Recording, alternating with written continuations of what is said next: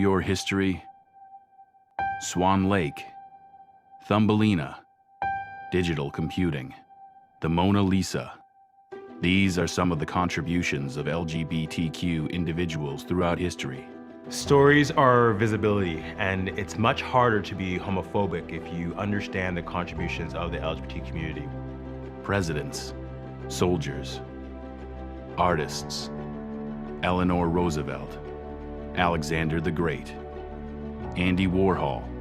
Growing up, sometimes you don't understand what a role model is, then alone what an LGBTQ two-spirit role model is and can look like. I think it's really great to honor those role models through storytelling.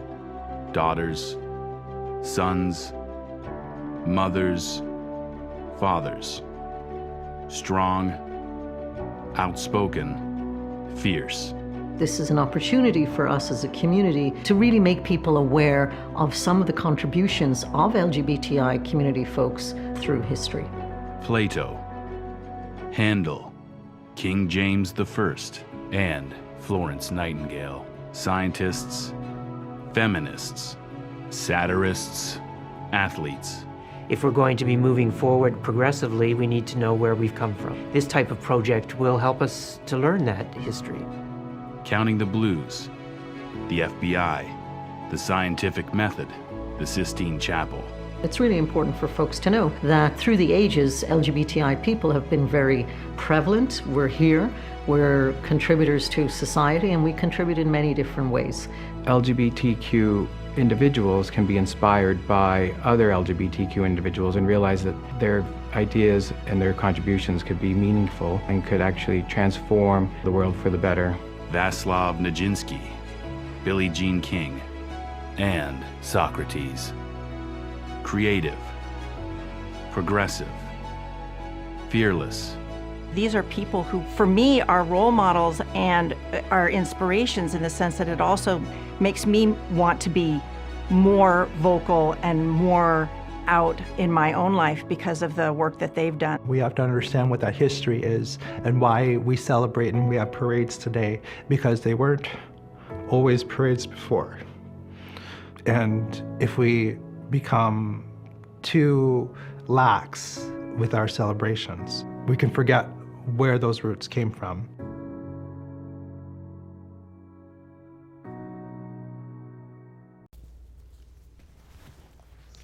Welcome to the second annual Greater Dayton LGBTQ HERtory-HIStory Rubi Awards. I'm Jerry Malacote, and I'm a member of the HERtory Project Steering Committee. And I also am the co-founder and board chair for Rainbow Elder Care of Greater Dayton, one of the presenting sponsors for the project and for the Rubi Awards. My day job is serving as LGBTQ Health Initiatives Program Manager at Public Health Dayton and Montgomery County. Jim McKinnon is the co-host here with me today. Jim? Hi everyone, I am Jim McKinnon. I am an archivist at the National Afro-American Museum and Cultural Center in Wilberforce, Ohio. It's part of Ohio History Connection. I am a former member of the LGBT Center Board here in Dayton, and I am just passionate about collecting these oral histories and history of our community. Knowing and documenting our history, our LGBTQ HERtory and history is so important because often our contributions in every aspect of our communities and culture have been omitted or selectively edited to ignore or hide our impact since the beginning of time, here in this country and around the globe. We, along with several other folks, began this effort last year in 2019 to coincide with the 50th anniversary of the Stonewall Uprising. We wanted to ensure that our local LGBTQ HERtory and history was getting recorded and honored. The project was so impactful and popular that we soon decided to make the project and the Rubi Awards an ongoing annual event. Last year, longtime friends came back together and new connections and friendships began. People were fascinated to learn the details about people, places, and events that they didn't even know existed. In addition to the Rubi Awards, the other important aspects of the HERtory Project are capturing and recording the stories of our trailblazers and collecting memorabilia that is emblematic of the times of our lives and our journey as a community working for respect, affirmation, and equality. If you have any memorabilia that you would like to donate, you can contact us at lgbtdaytonhistory@gmail.com.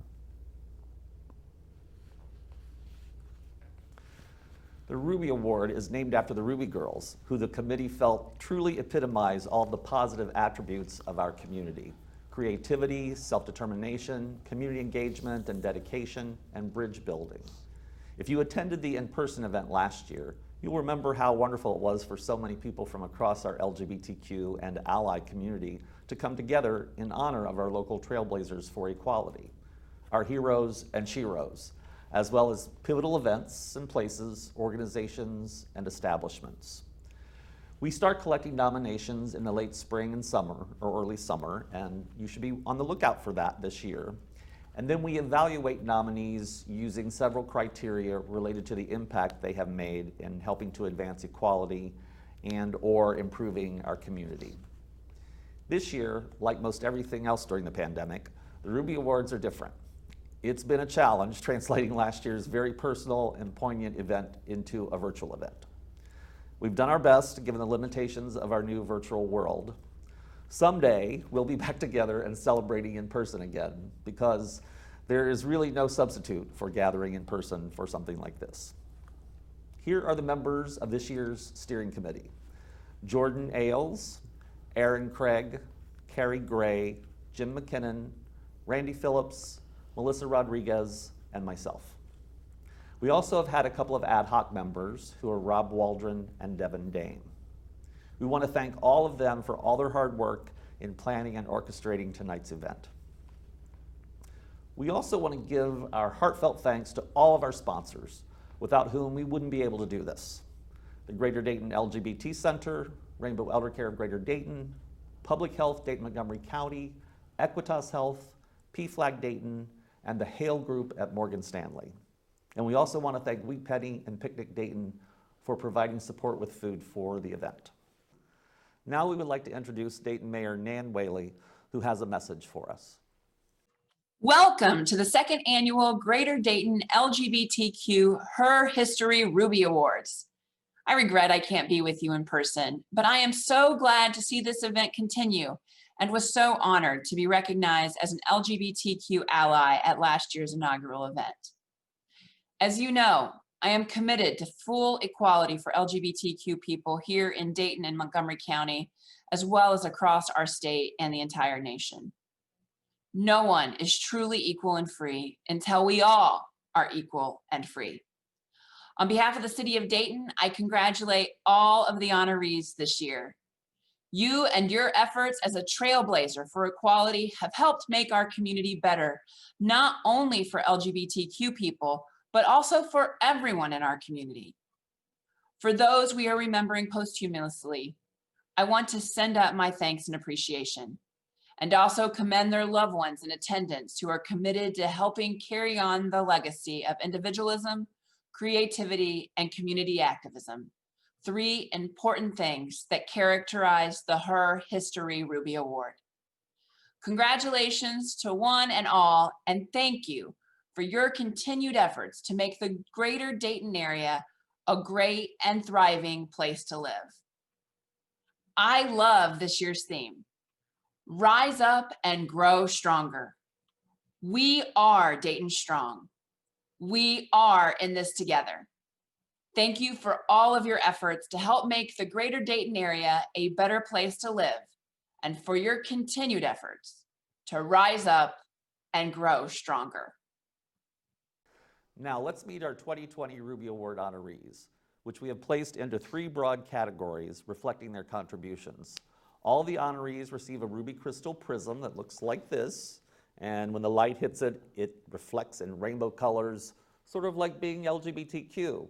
When you step into the light, you can share all your true colors by being your true self. And they also get a certificate like this that's signed by the mayor. And our three broad categories are Rise Up, building our community and creating our identity; Growing Stronger, strengthening our community and support from others; and Sharing Our Gifts, our presence influencing the arts. We will introduce each honoree and then show a short video of their reflections and remarks about their life, work, and recognition. Rise up, building our community and creating our identity. Jim? Our first honoree is Sue Elam.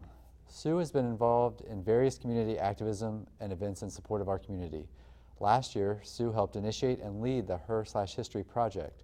She also was instrumental in the women's music scene here in Dayton several years ago. Sue's life has been lived with grit and determination to make her life and the lives of her community better.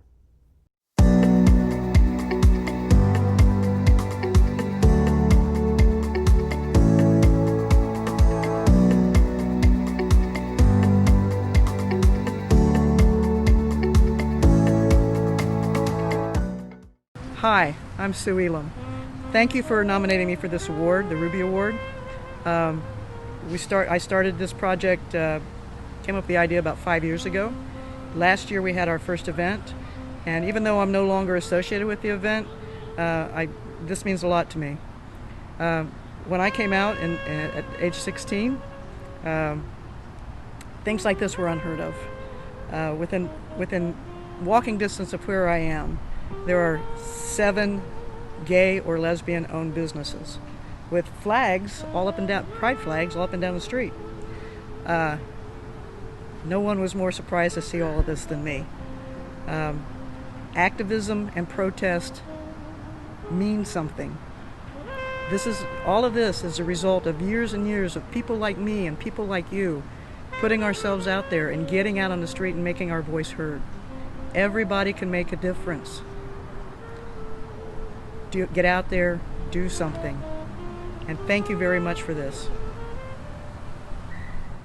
Our next honoree is Equitas Health. Equitas has its roots in Dayton and in our LGBTQ community, having grown out of predecessor organizations such as the AIDS Foundation Miami Valley, AIDS Foundation Dayton, Dayton Area AIDS Task Force, and the AIDS Resource Center. It's safe to say that our community wouldn't be what it is today if not for Equitas. They have continued their commitment by evolving into full-service health centers across the state and beyond that have literally been a lifeline for many, not only in the LGBTQ community, but the community at large. Accepting their Rubi is Bill Hardy, CEO of Equitas Health, and afterward, we will learn a little more about their story and ongoing commitment. And again, we want to thank Equitas for its generous support of the HERtory Project.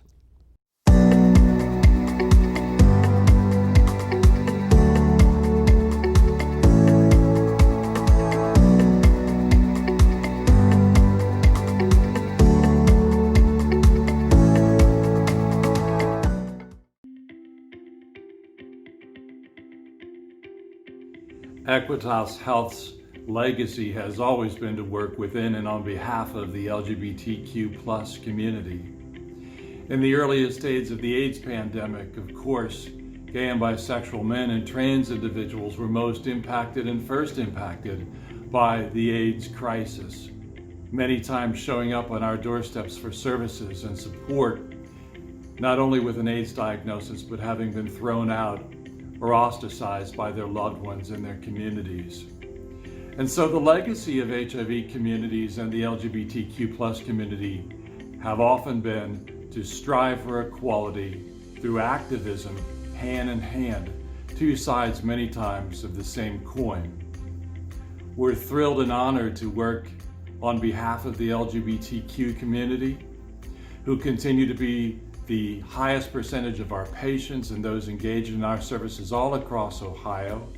And our work includes activism to bring wholeness and health to these individuals, physical health, emotional health, well-being, social health, and to fight for the rights of LGBTQ+ individuals, because human rights and health care are basic rights, rights that we will strive for and continue to strive for as long as our work moves forward.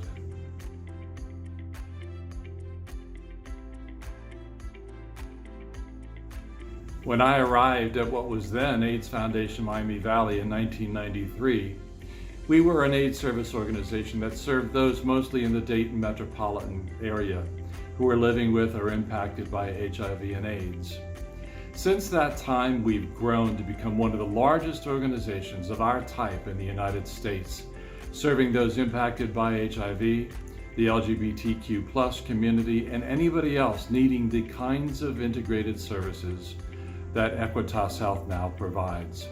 Primary care, behavioral health, pharmacy, dental services, social support, STI, test and treat. One of the largest in the country serving this population, something we're extremely proud of. 500 staff spread across Ohio and even as far away as Dallas, Texas. One of the quotes that I often use is that of Horace Mann, the first president of Antioch College, who in 1859, to the first graduating class of Antioch College, just on the cusp of the Civil War, said these words, "Be ashamed to die until you've won some victory for humanity." That certainly reflects a core value of mine, and I know of my entire team at Equitas Health, who believe collectively that we can change the world, indeed we must change the world, and make it a better place for everybody, including the LGBTQ community. I strive to do this and have strived to do this my entire career, and I'm thrilled to have served for 28 years now at Equitas Health.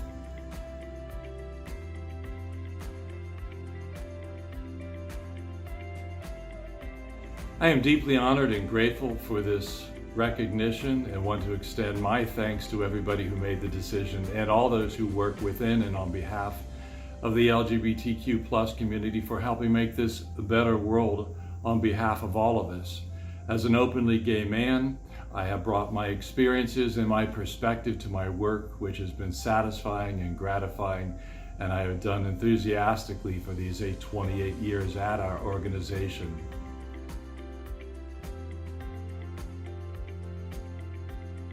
Looking into the future, it's my hope that 10 years from now, 5 years from now, 50 years from now, all members of the LGBTQ+ community will be self-accepting and accepted by those around them, by society, by their loved ones, by their communities. They will know healthy, gratifying, fulfilled lives, and we can move forward with creating a better world on behalf of others who need the same kind of affirmation that we have experienced and given. So thank you, and I look forward to our continued efforts to these goals moving forward.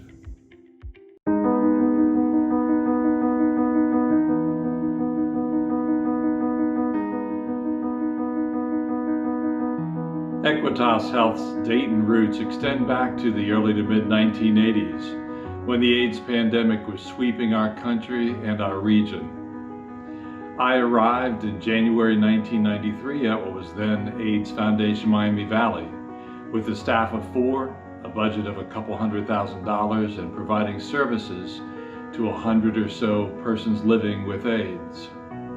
Those were dark, difficult days. An AIDS diagnosis was largely a death sentence, and today we stand on the shoulders of those who rallied around our work. Until 1996, with the appearance of antiretrovirals, services that we provided were largely palliative and supportive, those like the Buddy Program, housing assistance, and prevention outreach. As HIV spread and the needs expanded, so did our organization. To meet those needs and ensure organizational capacity and sustainability, we grew, acquiring new funding and picking up faltering services in other regions. In 2011, AIDS Resource Center Ohio merged with Columbus AIDS Task Force, believing we could do more together than we could separately. On merger day, we had 75 staff, a $6 million budget, and our growth since then has been extraordinary. In 2012, in Columbus, we opened our first medical center for those living with or at risk of HIV. This was followed in 2014 with the opening of our health center in Dayton. Our excellent health outcomes, including a viral suppression rate now approaching 90%, led others to seek our services. In 2016, we expanded our mission and rebranded from AIDS Resource Center Ohio to Equitas Health, with a new mission to be the gateway to good health for those impacted or living with HIV, for the LGBTQ plus community and anybody else seeking a welcoming healthcare home. Our growth over the past few years has been extraordinary. Today, 19 locations in 13 communities across Ohio and elsewhere. But our commitment to the Dayton region remains as strong as ever. This year, doubling the size of our medical center at our Patterson Boulevard location and increasing our staff here in the Miami Valley by 61% over the past 2 years. Now more than ever, we are better equipped to serve the thousands who come to our Dayton Health Center and offices for their care. Some of them driving hours to get here for primary care, trans care, PrEP, dentistry, pharmacy, HIV care, patient advocacy, test and treat, and an array of other integrated services. We remain committed to expanding access to high quality, affordable, affirming care here in the Miami Valley and everywhere we have a footprint. From all of us and those served by Equitas Health, thank you for being with us all these decades as we continue to touch and reach more lives than ever with care for all.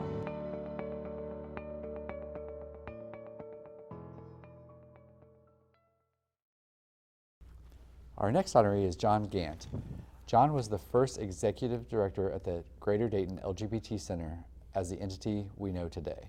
He was instrumental in starting the Dayton Pride celebration and the parade, as well as numerous other LGBTQ community events, all of which helped lay the foundation for the community we enjoy today. Thank you, John, for all your dedication and hard work over the years. Congratulations.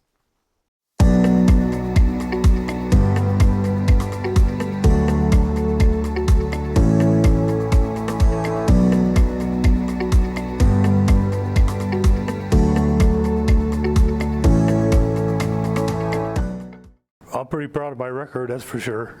Started the Pride celebration on the Courthouse Square and the parade.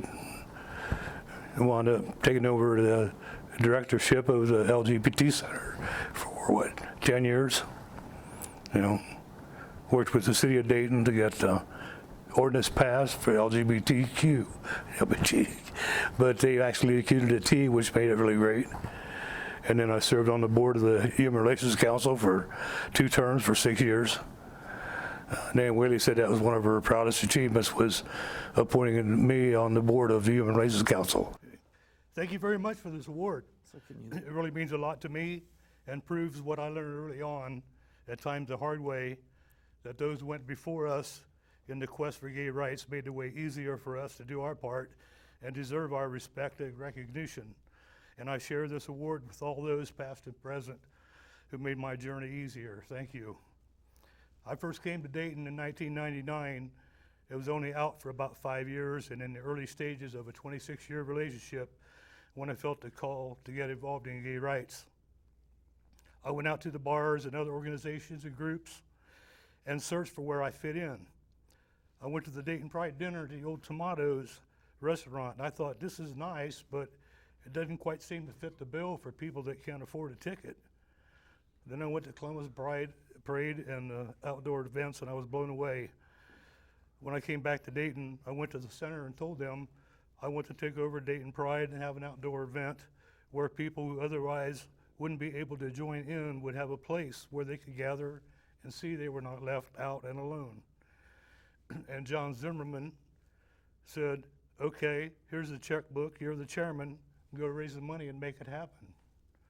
And under his mentorship, I never looked back. It was quite a struggle early on, going out and talking to this bar and that bar and convincing them to join us financially in support when it was dog eat dog for gay dollars. But I gathered a great group of people who supported me and shared my vision, and I share this award with them also. A little later, I was elected to executive director over all the programs of the center, from the hotline to the newsletter and all the various fundraising endeavors, from award ceremonies to the Natalie Barney Marker. I was especially honored to work with a group that lobbied Dayton City Commission to have sexual orientation added to the Dayton Civil Rights Ordinance. And I was the first openly gay board member appointed by the mayor and served 6 years, giving LGBT insight when the occasions arose. And during that time, we also developed the Welcome Dayton program, making Dayton an immigrant-friendly city. But as my family grew and grandchildren commanded more of attention, I knew it was time to let go and enjoy them, but also knew I had a great core of volunteers to carry on at the center, as evidenced here tonight. So thanks to all of you working at the center now who still follow that vision and carry the torch today. I share this with you. Thank you. Vicki Hahn is our next honoree. Vicki has committed many years of her life to helping to advance equality for LGBTQ people in the greater Dayton area. She served on the LGBT Center Board and as its president. Vicki also served on the board of PFLAG Dayton, as well as committees for Equality Ohio. She initiated the annual Women's Valentine's Dance and has served as the LGBTQ convener for the United Way. Time won't allow us to list all of Vicki's contributions this evening. For now, we can merely say thank you so much and congratulations to Vicki Hahn.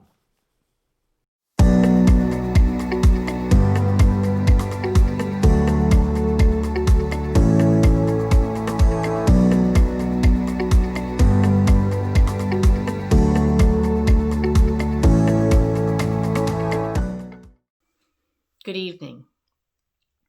I would like to thank you for the nomination and award recognizing contributions made to the LGBTQ community here in Dayton. To be honored in this fashion and to be among the other honorees means so much. I did not come out until I was 45, and that was many years ago. And it was very important to me at that point to become involved and be active and to be around individuals who were already working and making a difference in the community. I became involved in Pride planning and other Pride activities at the urging of Leon Bay that first year, and then went on to serve as board president for the Greater Dayton LGBT Center and also vice president for the Dayton chapter of PFLAG. Among the accomplishments that I am most proud of are working as a member of the LGBT Center Board to support passage of the city ordinance that provided protection in the areas of employment, housing, and public accommodation to individuals and members of the LGBTQ population. Also important was the installation of the Ohio Historical Society marker recognizing Daytonian Natalie Clifford Varney. Prior to marriage equality, I had the opportunity to assist in adding domestic partner health care benefits and other benefits for many local not-for-profit employers. On a national level, working with the United Way of America, I was able to convene diversity and education at numerous United Way chapters to create a more welcoming environment for LGBTQ staff. With every activity and accomplishment, many other people made my efforts possible and much easier.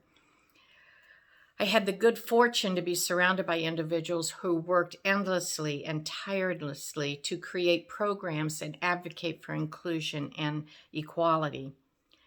As each group of volunteers steps forwards to continue the progress, I feel confident that the legacy built by so many, both in my past and currently, will be maintained and grown as we look forward to the future, especially during the current political climate. My hope is that we never take for granted the strides made by and for the LGBTQ community, that we continue to find ways to be inclusive and to educate and keep communication open. Finally, I would like to send a thank you to my family for all of their love and acceptance over the past several years as I went out into the community and spent late nights doing different meetings and activities. They were always there to support me and keep things moving along at home. It has certainly been my honor to serve the LGBT community, and I thank everyone for the opportunity to do that. Thank you. Now we would like to recognize Janice James. Janice started coming out in the 1960s, and she is a wealth of knowledge about the lesbian community here in Dayton and across our country. Janice served on the LGBT Center board and started the Lavender Dinner Club, which at its height was a social outlet and connection for as many as 80 women. Janice now serves on the board of Rainbow Elder Care of Greater Dayton. Many thanks and congratulations to Janice.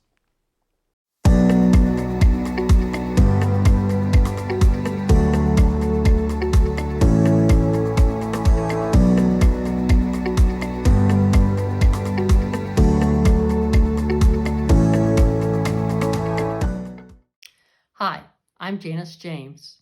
Let me take you back for a minute to 1998, when I'm a single lesbian, living alone, and wanting to meet other women outside of the bars.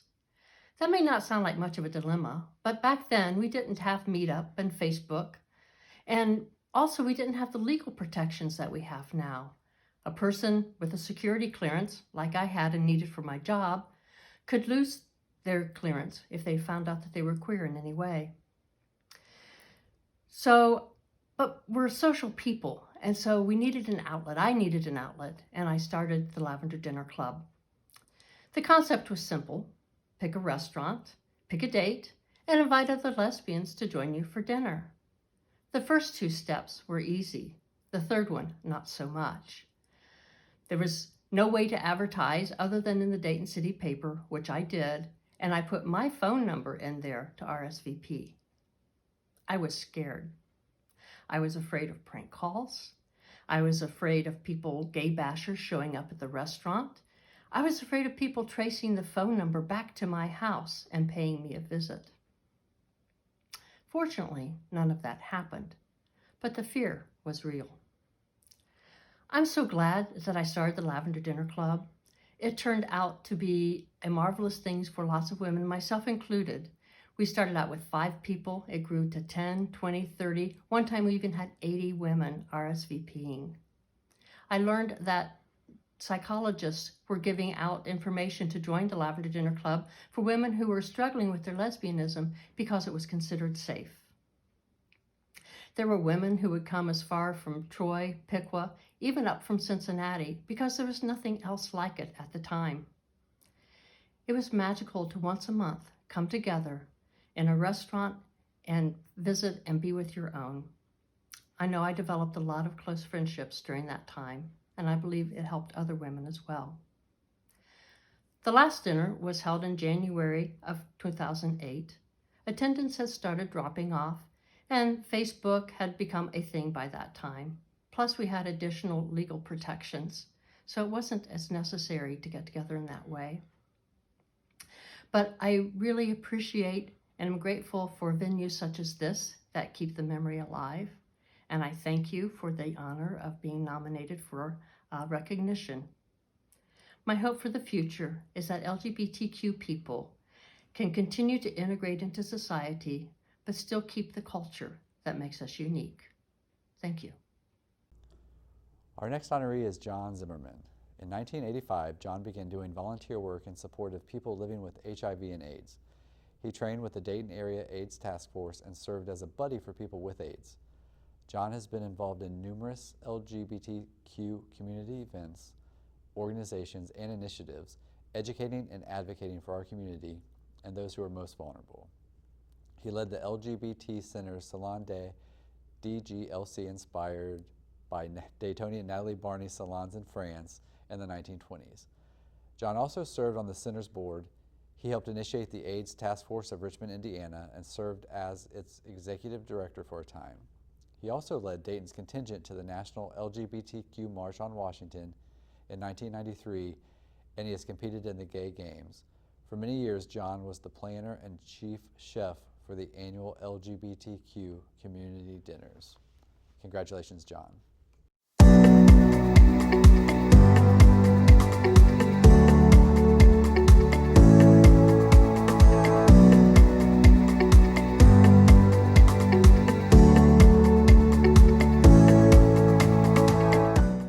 I want to thank you for the Rubi Award from the Greater Dayton LGBTQ Center and and the HERtory-HIStory Project.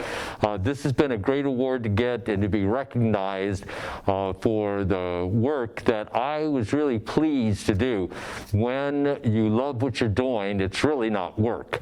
And so being a part of the history of Dayton's growth in the LGBT community has been a great pleasure all of my life. Our next category is growing stronger, strengthening our community with support from others. Joining me is Erin Craig, one of the members of the steering committee. Hello, my name is Erin Craig, and I've been on the steering committee for the HERtory Project for 2 years. I have a deep passion for the LGBTQ history and equality, and have managed many LGBTQ educational programs at Wright-Patterson Air Force Base, where I work as an acquisitions program manager. It was through one such program that they had the opportunity to meet our first recipient in this category, Dr. Cassie Barlow. Dr. Barlow is a former base commander at Wright-Patterson and is currently the president of the Southwest Ohio Council for Higher Education. While working with Colonel Barlow on LGBTQ programs on the base, you could see her dedication to teach about diversity and help others to learn to be inclusive through education. Often in military environments, persons are entrenched in ideologies and philosophies about how society and culture should look like and how others should act or be. These patterns are extremely damaging to LGBTQ individuals and members of the community on base. When we encountered such behavior, Colonel Barlow stood with us shoulder to shoulder to ensure our programs continued and were successful. Dr. Barlow showed her support for us not only in words, but through her actions. And for these acts, we say thank you and congratulations.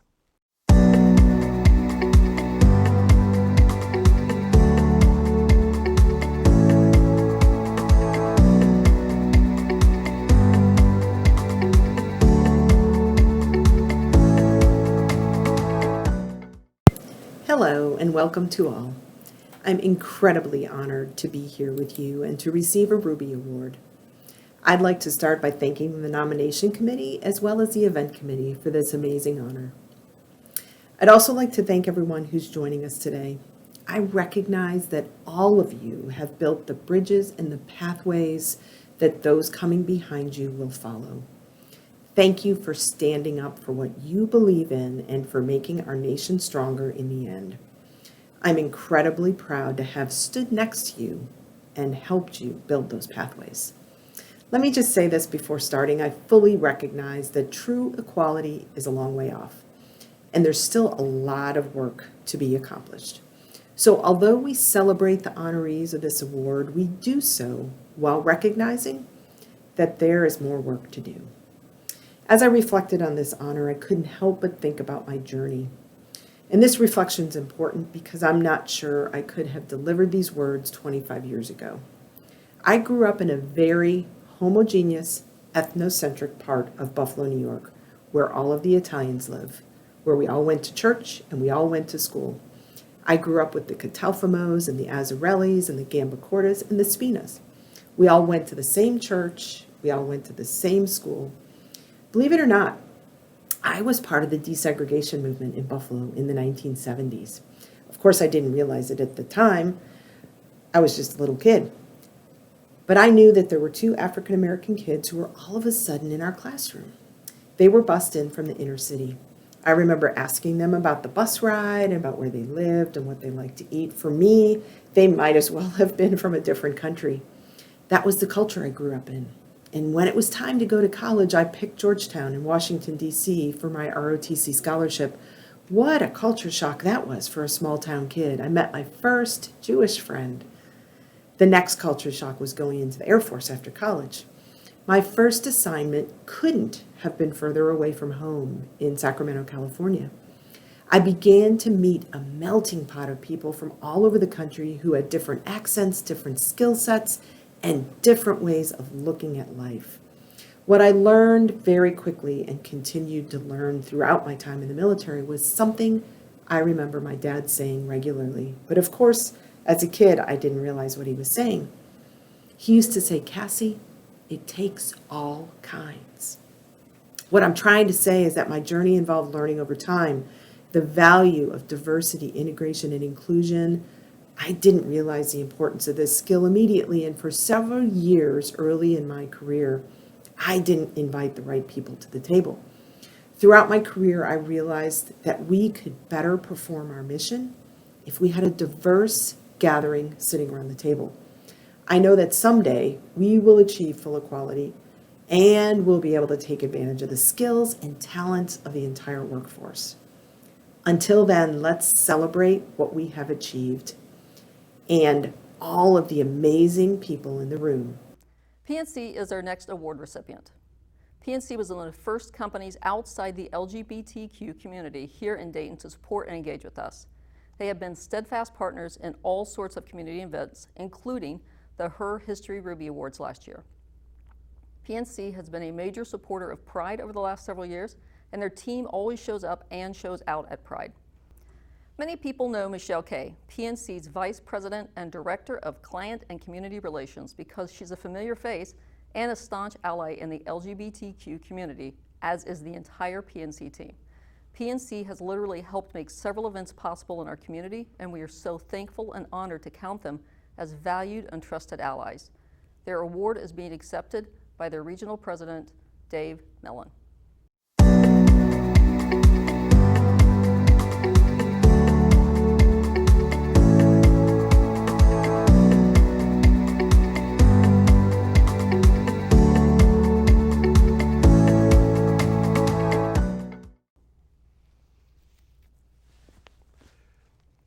Hello, Dayton. I'm Dave Mellon, Regional President for PNC Bank in the Dayton market. PNC has been a longtime partner and supporter of the Greater Dayton LGBTQ HERtory-HIStory Project, and we are honored to receive a Rubi Award this year. We support the LGBTQ community because we want all of our customers, employees, and friends to feel comfortable in our city. Diversity and inclusion is embedded in PNC's culture every day of the year. Although the Rubi Awards are a little bit different this year, and what isn't because of the coronavirus pandemic, the spirit and resiliency that have always defined the Greater Dayton LGBTQ HERtory-HIStory Project hasn't changed. It still recognizes the self-affirmation, dignity, and equality of lesbian, gay, bisexual, transgender, and queer people across the region. We're proud to be part of a community that embraces diversity and inclusion. Diversity makes good business sense because it provides more business opportunities. Some of the city's most successful businesses are owned by openly gay Daytonians. Just take a look at Wheat Penny, Roost, and Square One, to name a few. Having a diverse workforce allows PNC access to the best talent available. This commitment can be seen through PNC's benefits for employees and domestic partners, our inclusion training, our partnership with the Dayton LGBT Center, and PNC Wealth Management's focus on wealth planning for same-sex couples. The individual strengths and perspectives of our LGBT employees deepens existing relationships with diverse customers and develops new ones. Though we can't be together this year, we hope you'll celebrate the Rubi Awards in your own safe and socially distanced way. And from all of us at PNC, thank you for this great honor. Our next honoree is Synchrony Financial. Synchrony has been engaged with the LGBT community in various ways for several years. Through their employee LGBTQ network, Synchrony staff volunteers with various LGBTQ organizations and events, in addition to being a major sponsor for various LGBTQ organizations and events. And everyone who's ever attended Pride knows that Synchrony has the largest contingent in the Pride celebration and parade. They don't just talk about their involvement and support or just give money, they put it into action and live it. Thanks and congratulations to Synchrony Financial.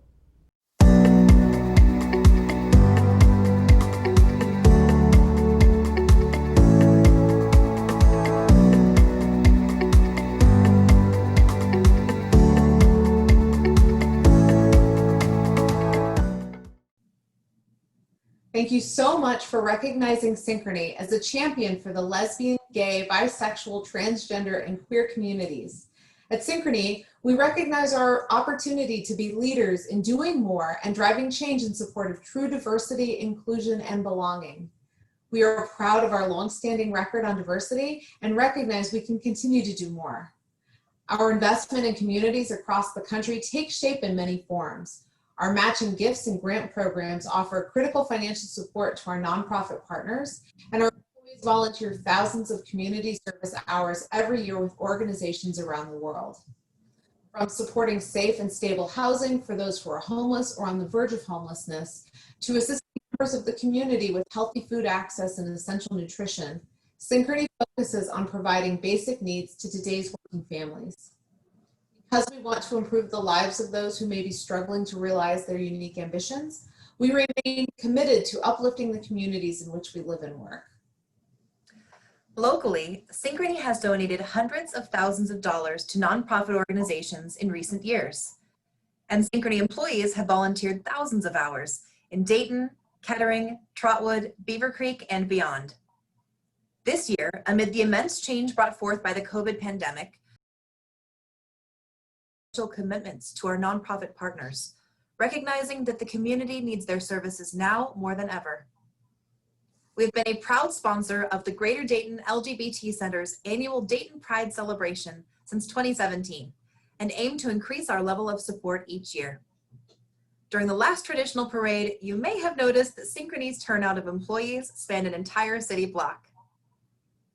One of our longest standing partnerships is with Daybreak, the local shelter for youth experiencing homelessness.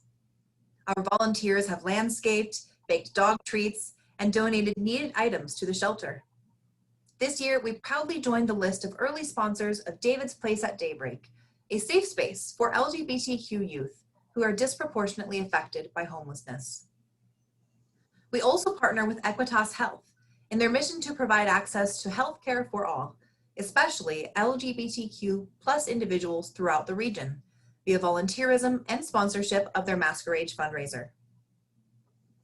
At the national level, this year Synchrony and our LGBTQ plus resource group provided a substantial grant to Covenant House to earn a perfect score on its Corporate Equality Index for 3 years running. We support HRC's initiatives to oppose anti-LGBTQ legislation efforts across the US and are proud to share that we are part of a growing list of corporations who strongly oppose legislation that targets members of our community for exclusionary or differential treatment. We are so excited and incredibly honored to add the Rubi Award to our list of accomplishments. We are committed to advocating for and driving meaningful social change through organizations and individuals that promote social justice and equality for those who are underrepresented, marginalized, or discriminated against. Thank you again for this great honor. Ann Wilger is our next honoree. Ann is a force of nature. When her son came out many years ago, Ann set about learning all she could about sexual orientation and how to support her son. She soon became involved with PFLAG Dayton and served as its president. She also became a regional director for PFLAG and served on its national board, even once getting arrested at a protest. Over the years, Ann also has been very involved with Living Beatitudes and the Dignity Congregation, which is a welcoming Catholic congregation here in Dayton.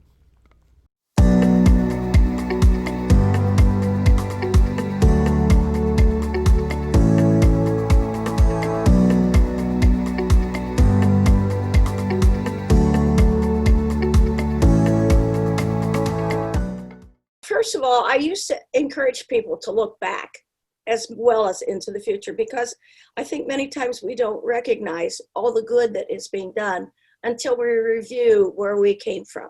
When Steve came out, they were still beating people up on the streets, which I'm sure still happens various places, but it's not as big anymore. It's not approved of at all.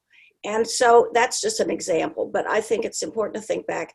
I don't know, how long I'm going to live, but I think that I'm pretty old now, and I think it's going to be a while. I don't think I'm going to be around to really see how it ends. And I personally feel we're into hard times. I think we're probably going to be seeing some things that are going to discourage many of us and make us feel that, well, what we work so hard, and now it seems like we're back to the beginning again.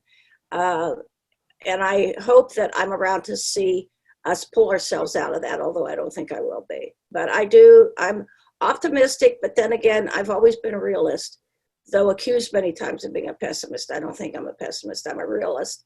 And I do think that justice will triumph eventually. But right now, it doesn't seem like it's going to. Proud to be recognized. I am very surprised by this, and I'm glad to share what I've done. Oh, I forgot to tell you that I got my master's degree. They created a new category in the humanities department, and I wrote a 400 and some page book called Becoming Out, the Journey with a Gay Son.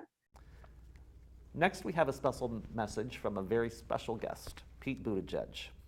Mayor Pete had a historic run for the presidency, being the first out gay man to win a presidential primary or caucus after winning the Iowa caucuses. And he has some inspirational words for us this evening. Hi, it's Pete Buttigieg, and I'm so glad to be joining all of you gathered today with Rainbow Elder Care and the Greater Dayton LGBTQ HERtory-HIStory Project. I want to offer a special congratulations to the Rubi Award nominees, as well as greetings to my friend and your outstanding mayor, Nan Whaley. Understanding, celebrating, and preserving our LGBTQ history is vital. Because even though we've been part of every major movement for progress and the expansion of civil and human rights, our identities have sometimes been hidden or written out of the story due to past bias and discrimination. We all stand on the shoulders of our forerunners, from Harvey Milk to Bayard Rustin to Sally Ride, in that quest for equality. And identifying and preserving both local and national history is so important for emerging generations of LGBTQ people to learn how the advances that we now benefit from were fought for and earned by local trailblazers. It now falls to us to make LGBTQ equality full and meaningful for everyone here in the United States and around the world. My own campaign and the history that we were able to make together was only possible because of those who came before me to help clear that path. There is a lot to be proud of right here in Dayton. This area has a very rich history of inclusion and social justice. It's been the crossroads for great people, organizations, universities, and labor organizations telling the story not only of our country, but of our LGBTQ community. Dayton has been a leader in equality and has achieved a perfect score in the Human Rights Campaign's Municipal Equality Index, and the Public Health Department has achieved a perfect score in the Human Rights Campaign's Healthcare Equality Index. So this area really is a shining example that other communities can look to, leading the way toward full, real equality. It's also remarkable that a city the size of Dayton has taken the initiative to undertake a local LGBTQ HERtory-HIStory project, and it's something that more cities should be looking to do. This has been a tough time for this country, to say the least, but to launch the era that must come next, we all can recognize our value and build communities that embrace belonging. The more we're able to do this, the more people can bring their authentic selves with all of their talents, experiences, and passion to everything that they do, the better off we'll be. Again, I want to congratulate all of the honorees and look forward to the next time I can gather with you in person in Dayton. Thank you for what you're doing, and please keep up the great work. What a great message from Pete Buttigieg. Now, our final category of honorees is sharing our gifts and presence, influencing the arts. Joining me is Carrie Gray, another member of the steering committee, to help introduce the next group of honorees. But first, before we proceed, we want to thank our sponsors of the HERtory Project and the Rubi Awards: Greater Dayton LGBT Center, Rainbow Elder Care of Greater Dayton, Public Health Dayton and Montgomery County, Equitas Health, PFLAG Dayton, and the Hale Group at Morgan Stanley. We couldn't do this without support from our community. Thank you. Our first honoree is author Victor J. Banas, and he's receiving the award posthumously. Victor grew up in Dayton and spent some of his early adult life in Dayton, and occasionally mentioned Dayton in his books. Victor was a prolific author and was known as the godfather of modern popular gay fiction. He wrote over 240 books, sometimes using pen names such as Don Holliday and Jay Vickery, and even women's names such as Jessica Stewart and Elizabeth Monterey. And all of this was after being sued, but ultimately acquitted by the federal government for pandering pornography. Back in the 1960s and into the 1970s, it was still illegal to be LGBTQ and to distribute or mail LGBTQ-themed materials. So whether he knew it or not, he was actually an advocate for our First Amendment rights. Victor's best-known book series was called The Man from Camp, but he wrote in several genres, including pulp fiction, spy, espionage, romance, and even westerns. Unfortunately, Victor passed away in 2019, but his niece Karen Kissling and great-niece Margaret Wiedeck are helping to tell Victor's story and are accepting the Ruby for him.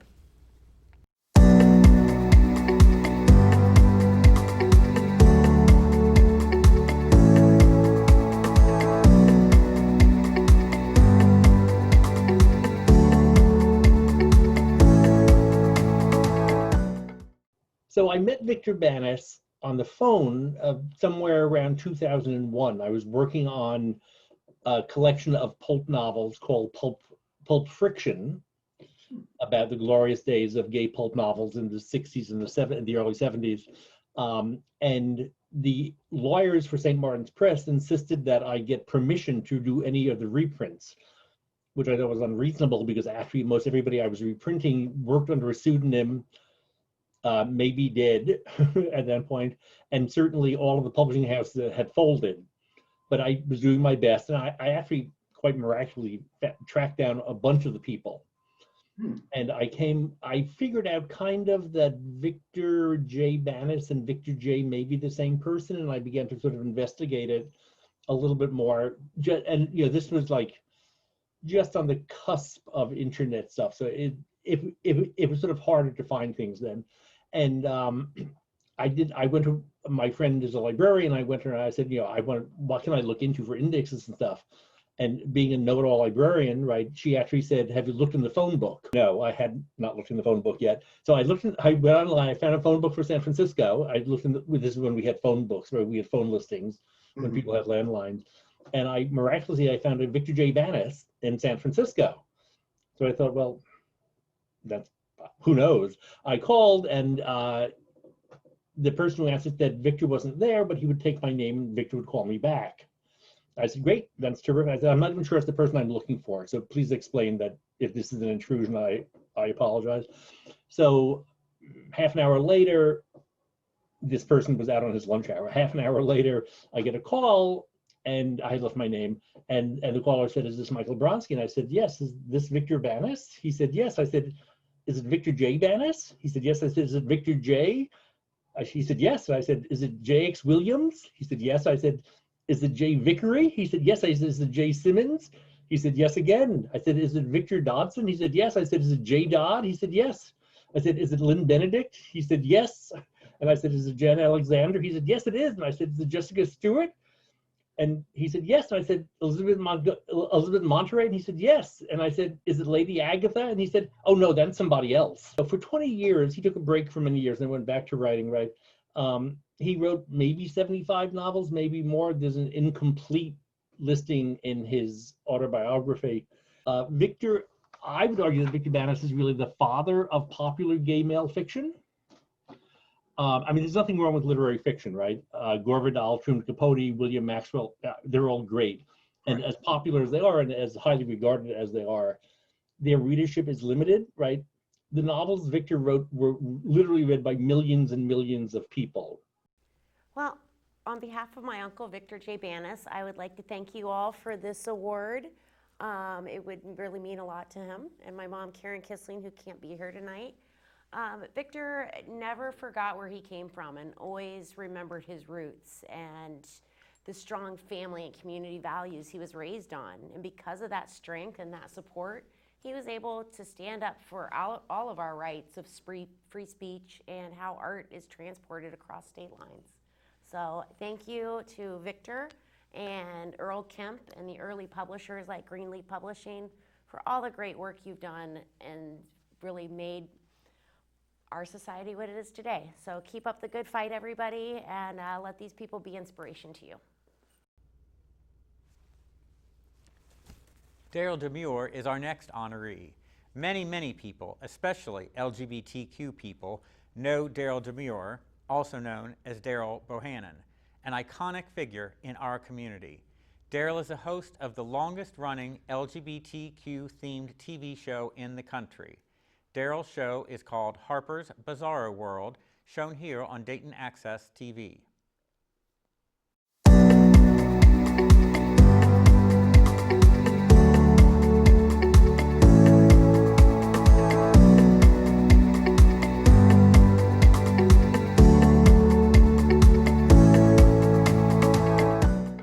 I want my African American community, I want to be a credit to my race, I want to be a credit to my LGBTQ.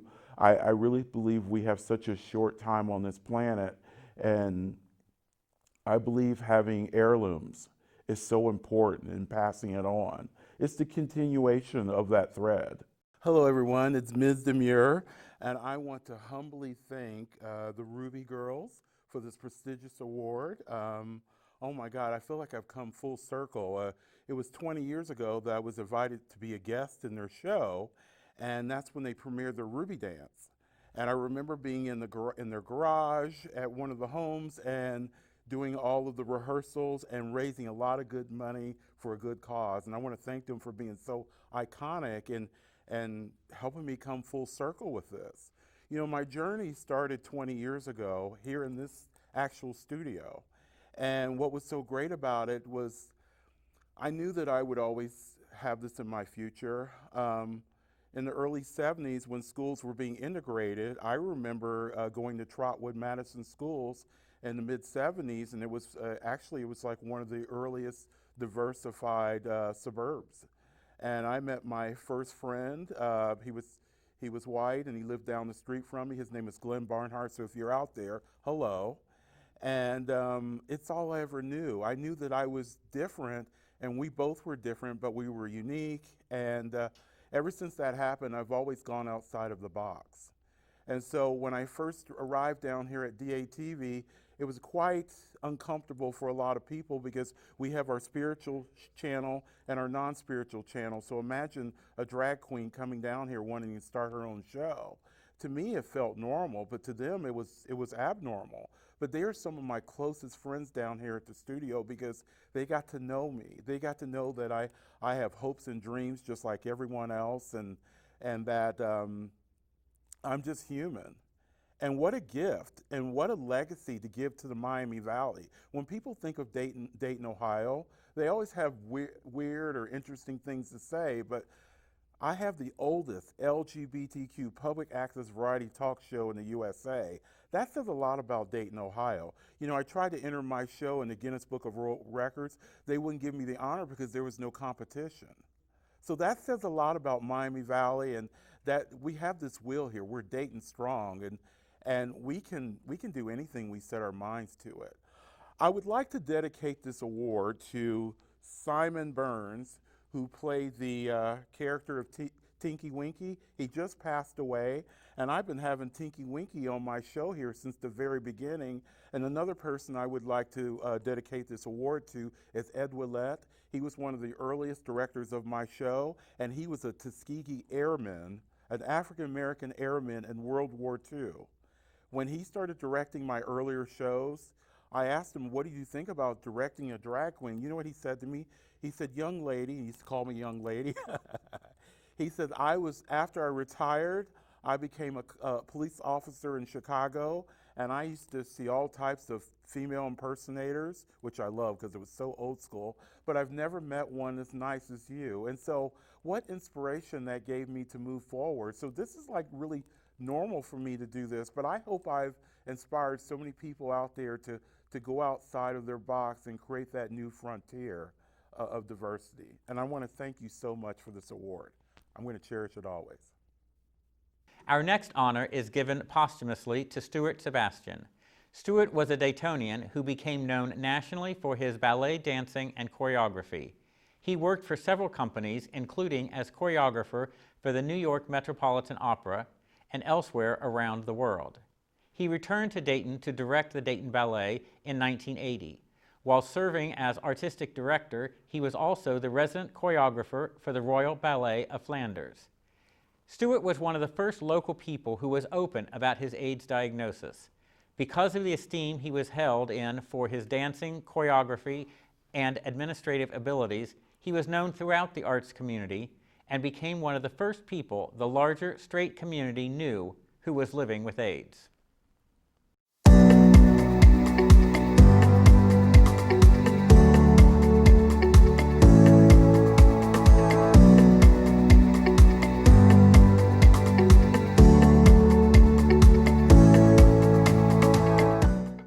I'm incredibly humbled, honored, and pleased to accept this Rubi Award on behalf of Stuart Sebastian. Stuart was one of my dear friends and a mentor for years. Thank you. Jarier Rashad Spencer is our final honoree, but certainly not the least. Jarier is an icon in the Dayton area, having started performing almost 30 years ago. Jarier was one of the first people to live openly as a transgender woman in the Dayton area. She is a master performer and illusionist and has won numerous crowns and awards, while also helping to raise money for various HIV and AIDS causes, among others. Just as important, though, Jarier has served as a role model and mentor for emerging trans-identified people and for show performers. Congratulations, Jarier.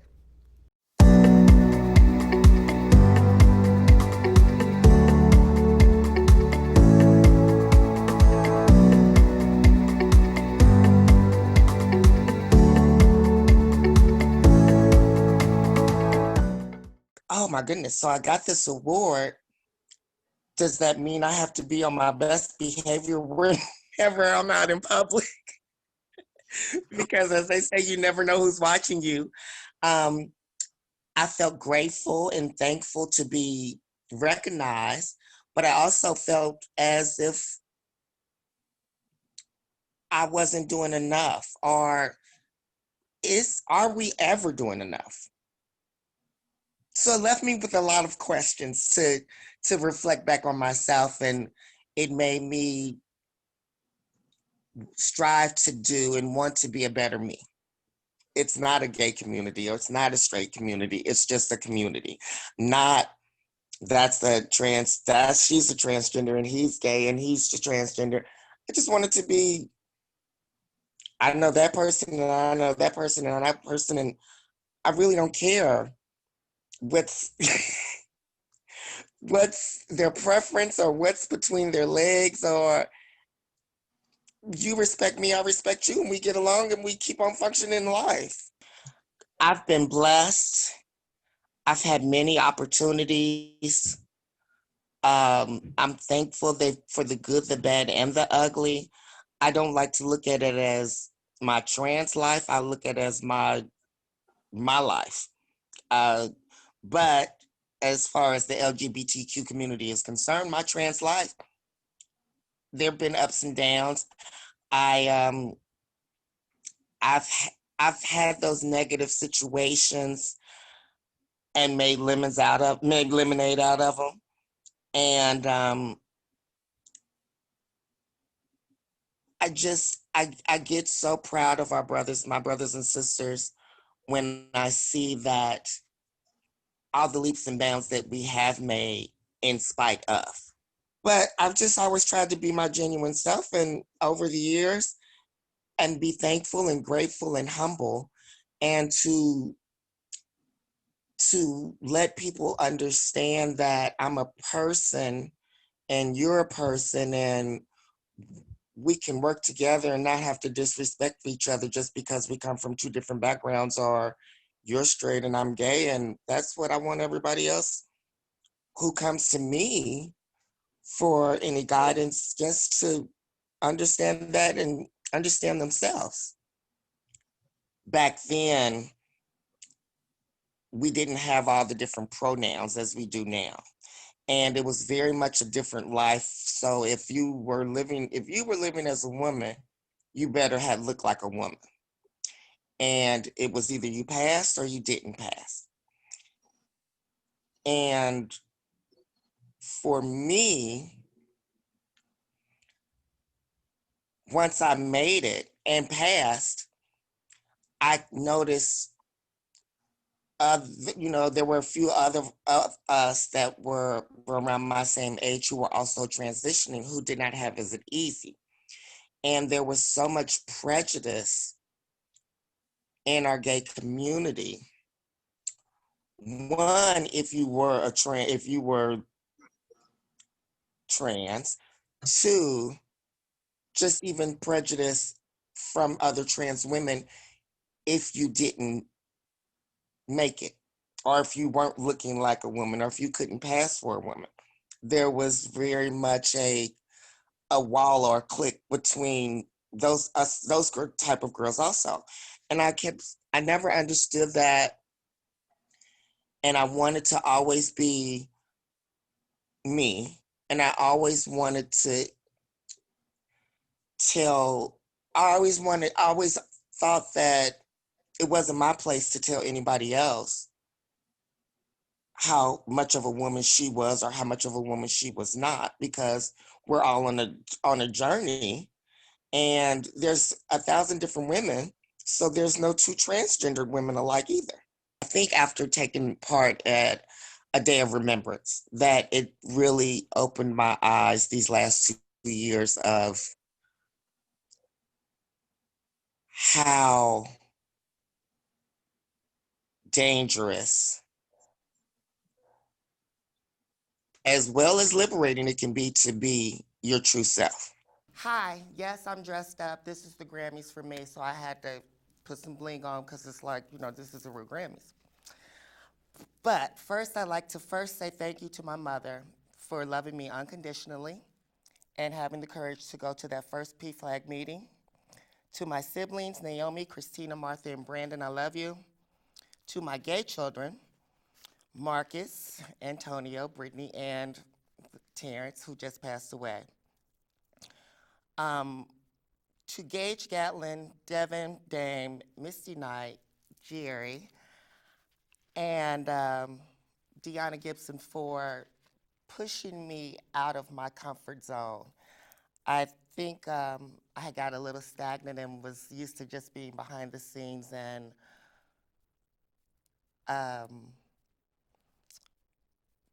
being happy with doing the show and leaving, and you all kind of pushed me and said, you can do this. You've already been doing this all your life. They just want to hear you talk. And lastly, to my #1 cheerleader, Alfredo, thank you for always having my back. We've been together for 30 years and I love you. I'm sorry, and also Lee Montgomery and Pastor Joy. Now, I never thought that scared little boy 40-something years ago would be the woman sitting here in front of you today who was scared to tell that horrible secret of molestation and not share with anyone. And throughout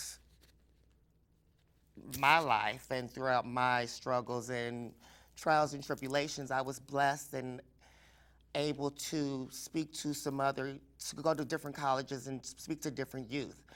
And to all of those young kids and young people out there, young adults who know my story and who've shared their story with me, I not only hear you, but I do see you, and I'm there for you, and hang in there. I promise there's light at the end of the tunnel.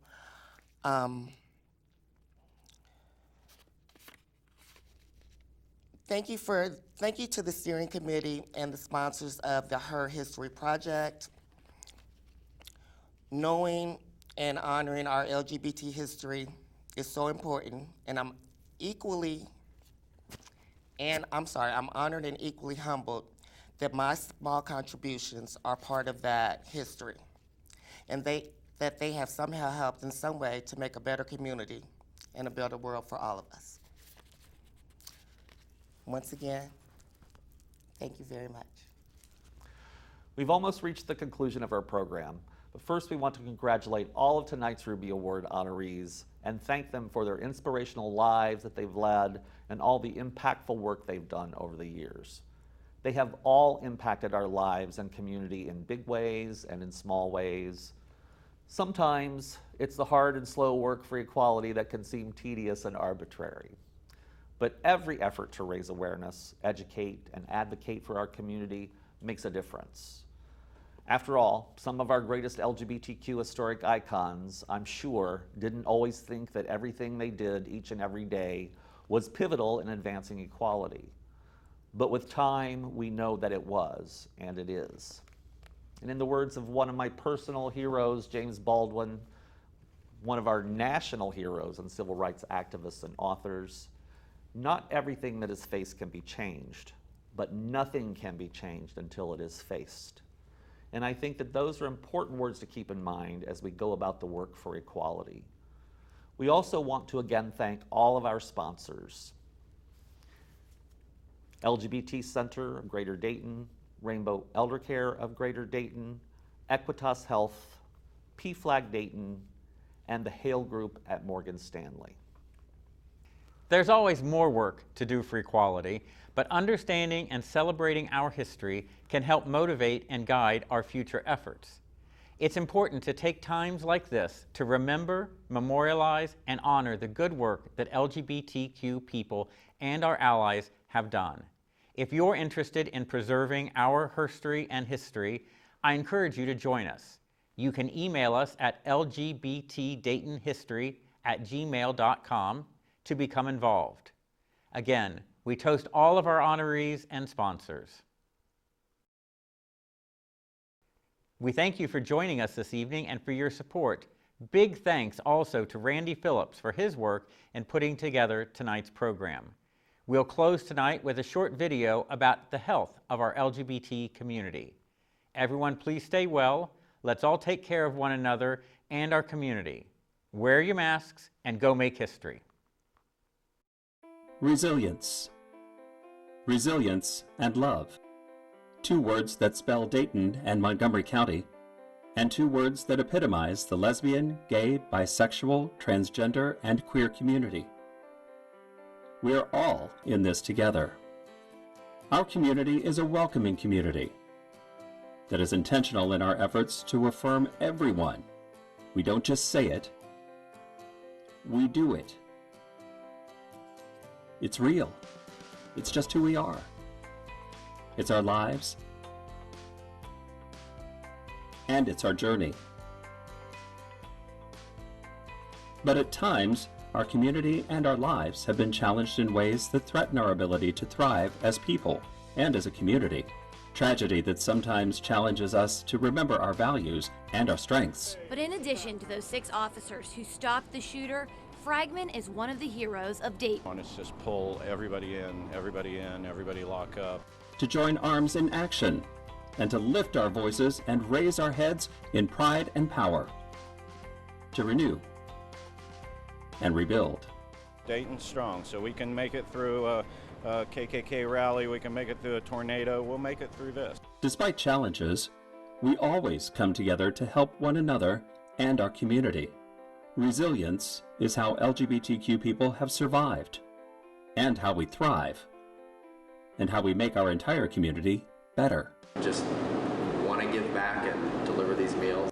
Historically, we've been stigmatized and discriminated against, but we're not bowed by the struggle for equality.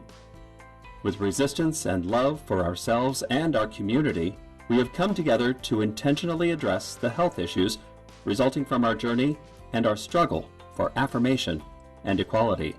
Decades of discrimination have fueled our well-founded stress and fears about getting the services and care we need. But we have worked and fought our way to greater equality and equity in our lives and our community by educating others and enhancing existing services to be relevant. And when necessary, joining with allies to create circles of support.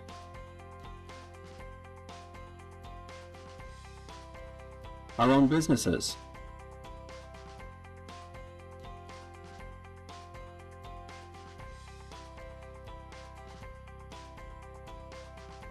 and leaders that enrich not only our LGBTQ community, but our entire community.